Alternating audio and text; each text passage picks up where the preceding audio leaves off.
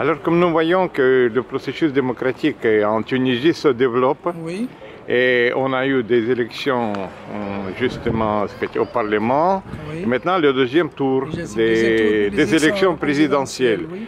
Alors, qu'est-ce que vous pensez de ce processus démocratique? Parce que, vous voyez, il y a quand même les difficultés, Oui. il y a des menaces, Oui. il y a trop de problèmes. Oui. Alors, quel est l'avenir de la Tunisie après tous ces processus démocratiques? Bon, espérons bien donc que ce jour-là va se passer dans des bonnes conditions.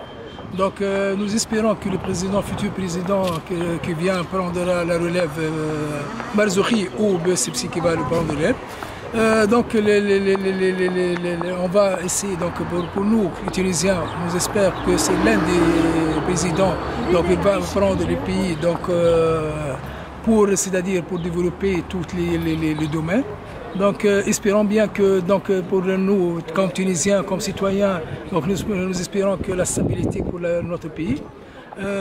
Au niveau c'est-à-dire pour les jeunesses, il espère bien que les jeunes développement dans tous les domaines industriels, donc scientifiques, économiques, ainsi donc que les pays voisins. Donc nous espérons que la stabilité pour c'est-à-dire les relations extérieures pour les ministères pour nous ministère des Affaires étrangères. Donc les relations entre les pays voisins se développent mieux. C'est ça pour les Tunisiens, qu'est-ce qu'on demande pour le futur président qui va être élu par les Tunisiens aujourd'hui en décembre 2014. Et quels sont les problèmes principaux, les plus importants à résoudre? Les problèmes principaux pour nous comme Tunisiens, c'est-à-dire la stabilité au niveau de la paix, la sécurité.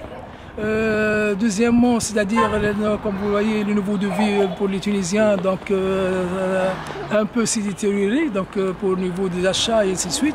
Le chômage pour les sortissants des universités. Donc espérons bien que le président, ces problèmes, il va résoudre dans 2-3 ans, comme Tunisie.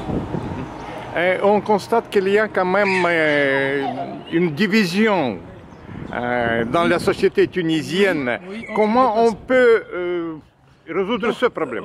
Oui, il y a division entre le peuple tunisien, entre deux camps, qu'on peut dire. Donc espérons bien que les Tunisiens se réunissent pour un candidat qui va nous résoudre, par exemple, les problèmes des Tunisiens qu'on rencontre au niveau de la paix, au niveau de chômage, au niveau de certains problèmes qu'il va résoudre. Évidemment avec le gouvernement qui a été élu en décembre. Au 1er décembre, au 3 décembre. En Russie, on respecte beaucoup le premier président de la Tunisie, Habib Bourguiba, et son héritage, ses idées.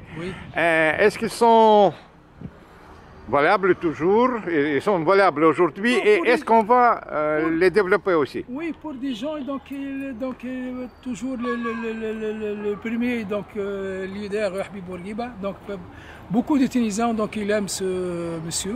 Donc il y a des gens évidemment qui veulent appliquer ces opinions. Donc il y a des autres gens qui n'ont pas, c'est-à-dire d'accord tout à fait avec